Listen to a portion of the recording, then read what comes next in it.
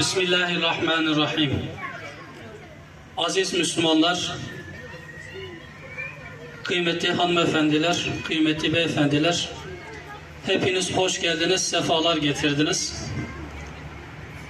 Allah-u Teala bu gelişinizi hayırlara vesile kılsın.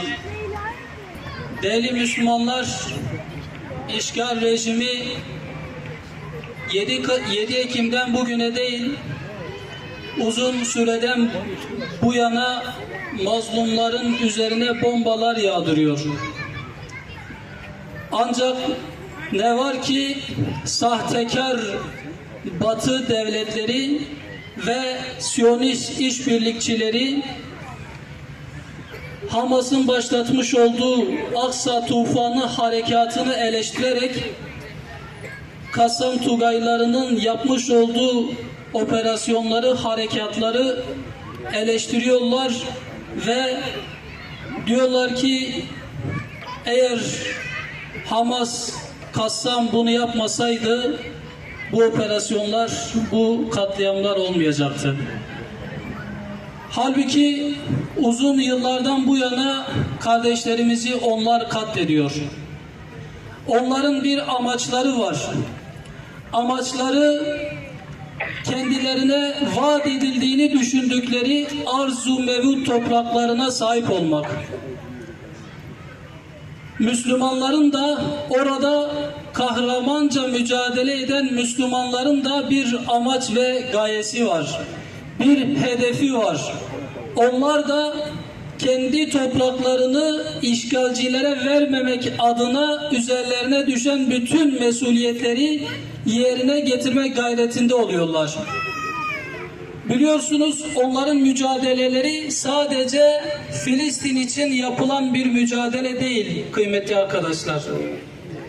Hepimiz için, tüm Müslümanlar için ve dahi tüm insanlık ailesi için yapılan bir mücadeledir.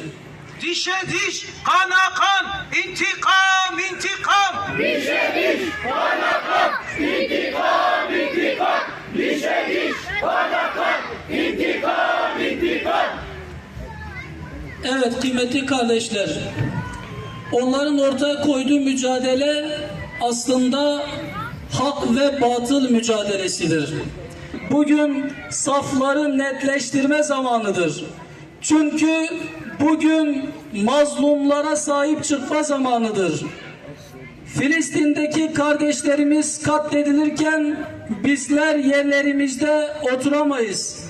Bizler evlerimizde televizyon ekranlarında televizyon seyrediyor olamayız. Elbette bizim de ortaya koymamız gereken refleksler var. Bizim de ortaya koymamız gereken davranışlar var. Gazze'de tüm Müslümanların izzeti ve şerefi için mücadele edenler var. Diğer tarafta bu mücadelelerine hem maddi olarak hem de manevi olarak destek vermeyi düşünen Müslümanlar var. Ve bu Müslümanlar bugün meydanlardadırlar. Allah'ın izniyle bu mücadele devam ettiği müddetçe Müslümanlar da meydanlarda olmaya, üzerlerine düşeni yapmaya devam edecekler. Dediğimiz gibi bugün artık safları netleştirme, belirginleştirme günüdür. Tekbir! Tekbir! Tekbir! Müslümanlar da meydanda, Gazze'li mücahitler de kahramanca mücadelelerini sürdürüyorlar. Oluk oluk kan aksa, kurtulacak el aksa. Oluk oluk kan aksa, kurtulacak el aksa. Oluk oluk kan aksa, kurtulacak el aksa. Bu mücadele neticesi de kıymetli arkadaşlar, herkesin üzerine düşenler var. Özellikle de ülkeleri idare edenler bu mesuliyetlerini en hızlı bir biçimde yerine getirmeleri gerekiyor. Miting yapmak sivil toplum kuruluşun işleri.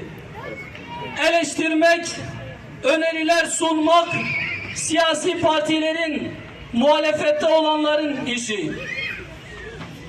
Peki icra makamında olanlar ne yapmalı? İcra makamında olanlar da adımlar atmalı. Somut adımlar atmalı.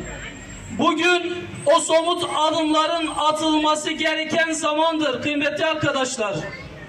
Kıymetli Müslümanlar, Charlie Hebdo'yu hatırlıyorsunuz değil mi? Orada 17 tane insan öldürülmüştü. O öldürülmelerden sonra dünya, hükümetler, yetkililer, batılı devletler ne yapmıştı? Meydanlara inmiş, hep birlikte teröre karşı duruş sergilemişti. Türkiye'den de gidenler olmuştu biliyorsunuz. Ama bugün bakıyoruz, Gazze'de mazlumlar, masumlar, kadınlar, erkekler, hatta hayvanlar öldürülüyor. Hastaneler bombalanıyor, okullar bombalanıyor.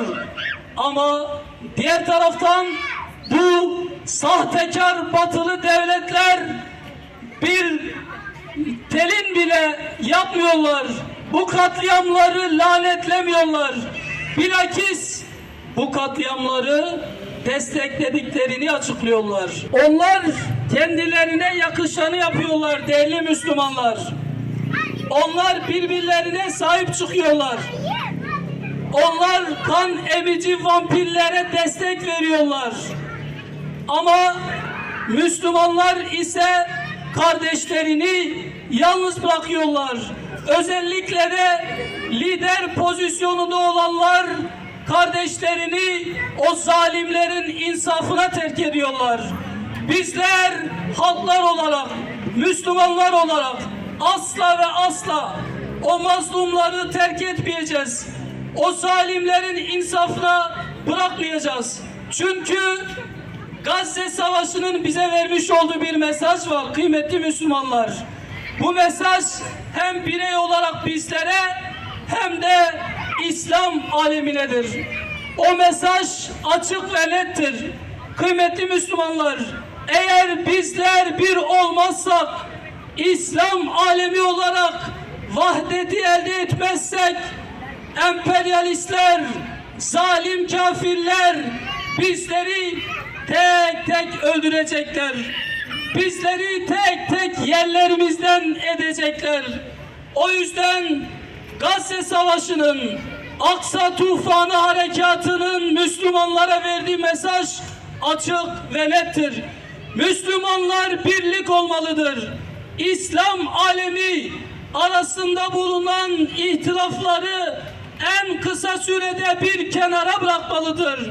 İttihad-ı İslam'ı sağlamalıyız. Kürdüyle, Türküyle, Çerkezi ve Arabıyla bir bütün olarak, Müslümanlar olarak birlikte hareket etme hürriyetini elde edebilmeliyiz. Bunları yaptığımız takdirde zalimler, işbirlikçileri de, onlar da Müslüman kardeşlerimize zulmedemeyecek, onları katledemeyecek. Bakınız, Gazze'de kardeşlerimiz katledilirken İslam ülkelerinden ciddi anlamda sesler çıkmıyor. Eğer birliğimiz olsaydı, eğer İttihad İslam'ı elde etmiş olsaydık, vallahi bunlar bize karşı bu katliamları gerçekleştiremeyeceklerdi. Tekbir! Tekbir! Allahu Ekber! Allahu Ekber! O yüzden kıymetli Müslümanlar, bizim tek çaremiz var. Bizim o çareden başka çıkar yolumuz yok. Müslümanlar olarak, alemi İslam olarak bizim birlikte hareket etme, ittifak edebilme durumumuz var. Bizler ortak faydalarda bir araya gelebiliriz. Kıblemiz bir, Rabbimiz bir, ortak faydalarımız çok. Bizim farklılıklarımız zenginliğimizdir kıymetli Müslümanlar. O zenginliklerimizden faydalanmalıyız. O zenginliklerimizle yolları açmalıyız. Müslümanlara umut olmalıyız. Gazze'deki kardeşlerimize umut olmalıyız. Her durumda elimizden geleni yapmalıyız. Çünkü bugün Gazze'li Müslümanların sizlere ihtiyacı var. Bugün Gazze'li Müslümanların dünyadaki mazlumlara, mustazaflara ihtiyacı var. Oradaki mücadele mazlumlarla yürümüş. Oradaki mücadeleyi yetimler ortaya koyuyor. O yüzden bugün mazlumlar oradaki mustazaflara destek vermelidirler. Herkesin yapabilecekleri var kıymetli Müslümanlar. Müslüman uyuma, kardeşine sahip çık. Müslüman uyuma, kardeşine sahip çık. Müslüman uyuma, kardeşine sahip çık. Evet, bizler vallahi bu zulme taraf değiliz. Hem elimizle, hem dilimizle, hem de kalbimizle bu katliamların karşısındayız. Yarın öbür gün mahşerde o Müslüman kardeşlerimizin yüzlerine baktığımız zaman en azından diyeceğiz: ey Ebu Übeyde, ey Muhammed Daif, ey ümmetin yüz akları, sizler orada Siyonistler için mücadele ederken, Siyonistlere karşı mücadele ederken bizler de burada bu meydanlarda sizlere destek veriyorduk.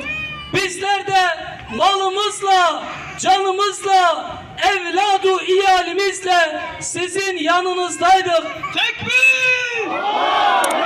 Tekbir!